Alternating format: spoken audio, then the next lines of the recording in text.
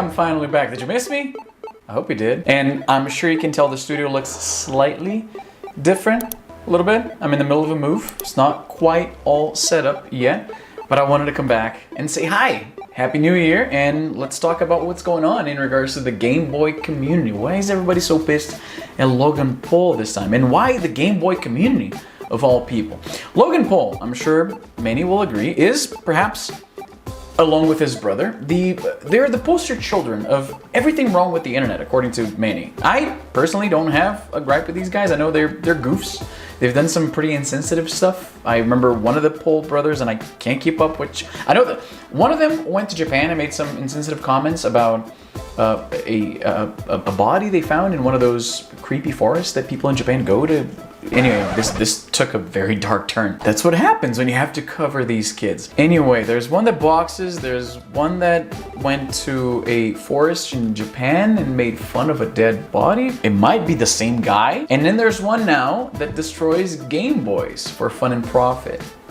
So what happened? Logan Paul posted this TikTok to his Twitter page. Dude, the future fucking sucks. He posted this video to his TikTok, which he then posted again to Twitter, where he takes a bunch of Game Boys and he creates some sort of coffee table with acrylic and this gaudy, awful looking frame. And yes, I know it's supposed to be the colors of the Pokeball. I get it. I appreciate it for what it is. I just don't think it looks super great. So it's not like a lot of works of art that people create using video games. For a lot of people, these consoles were a part of their childhood. So it makes sense that people want to create art with these. And he's definitely not the first one to do that. And in fact, kind of ironically, the one thing that's missing from this setup here, because I suspect that some of you might not even have noticed that this is a different place if I hadn't pointed out. What's really missing here is my framed Game Boys that are supposed to go up there on the wall. So it's weird how much flack this guy got for this, because collectors have been doing things like that for a while. Now, one of the things that irk people is the fact that though the Game Boys aren't turned on in the video, at least one of them still has the internals.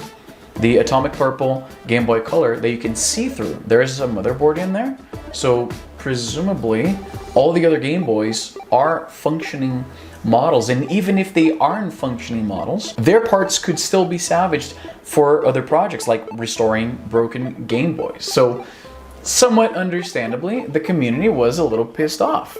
They're saying, here's this guy finding yet another way to flaunt his fortune and destroying I mean, they're not priceless. They have a price. Though in doing what he just did, he might have inadvertently made the price go up a little bit. On my English is failing me. That sentence didn't make a lot of sense, did it?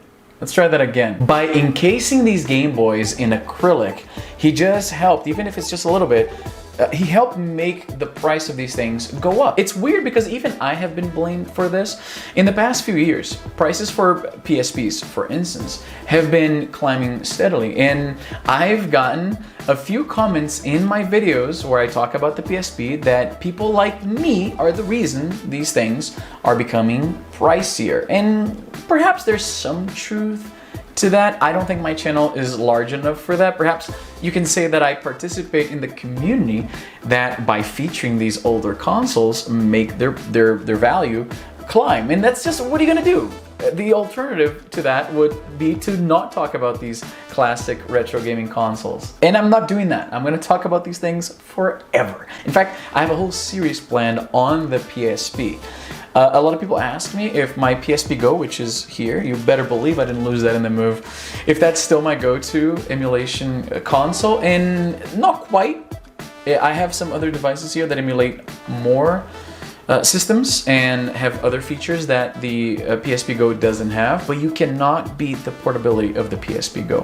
Plus, its PS1 support is really great, though the lack of a second analog stick and the lack of another set of shoulder buttons make it a little harder to play those PS1 classics on the PSP Go. But anyway, back to Logan Paul. This might be the only time in my entire career where I sort of defend this kid, so here we go. I don't think he deserves the hate.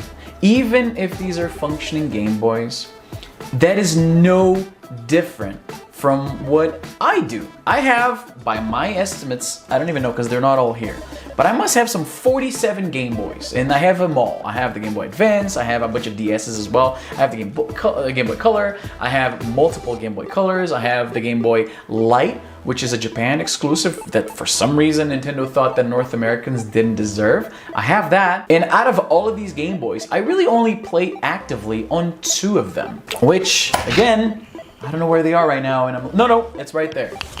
Speaking of Japan exclusives, I never pass up the opportunity to brag about this guy right here. This is a DMG style Game Boy Pocket that, again, Nintendo for some reason didn't think that North American audiences either wanted or deserved, because this cost me a pretty penny. This is a modded Game Boy. As you can see, it has a backlight. I have Tetris in there, of course. Might as well glue Tetris to this because I never play anything else on this. This is my dedicated Tetris machine, as it were. It has that oh so classic original Game Boy look, right? This is the one that I actually play on. Everything else I own, I just effectively took out of circulation. I took it out of reach of people who might want to pick one up to actually play. So, you know, playing devil's advocate here for a second. Hey, there's the Game Boy Light. I was just talking about it. It's right here. This is the other Japanese exclusive in my collection. Anyway, when I snatched this up, right, and now it's mine, I don't even play on it because the screen on this thing is not that great, right? And truth be told, playing these games on actual hardware is not even the best way to experience them, honestly. These like cheap Chinese emulation devices, they are, objectively speaking, a better way to experience these games. So it would be very hypocritical of me to be so angry at the guy, right? Personally, I don't like the sight of a Game Boy being destroyed, because presumably they were destroyed in making this little coffee table of his. And again, the Pokemon-inspired trim around the sides, I thought it was kind of in poor taste, but you know, that's... Also, correct me if I'm wrong, because I'm often wrong, Logan Paul is not really known for his DIY prowess, so even from this like low resolution video, it doesn't look like he did a great job. So I suspect that even look at this thing up close, it looks like a kid made it. So, but again, it's really not fundamentally different from the 37-year-old collector that scoops up every single Game Boy they can get their hands on and then just puts them on frames or just has them around in display cases like this. Yeah, I'm not breaking them in the process. I can still sell them back and what have you. They are playable. But if you want to make the argument that he's taking Game Boys out of the hands of people who actually want to play with them, I can't. I cannot make that argument, because I am like Smog hoarding over a whole bunch of Game Boys because I couldn't own one when I was a kid. So, but anyway, what do you think? If you're a member of the Game Boy collecting community, there's a good chance you were livid at this. Let me know. Is there something I'm ignoring here? As always, if you like this video, hit like and subscribe and all those other things.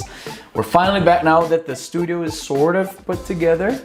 I'm gonna try to adhere to that upload schedule that I've been talking about for so long, so expect a new video very soon. And if you don't already follow me on social media, go ahead and fix that. Both Twitter and Instagram, I'm very active on both. And because YouTube kind of sucks at letting you know when I put new videos out, so if you follow me there, you'll never wonder if I made a new video. But anyway, that's all the time I have for today. I'm Izzy and I'm done.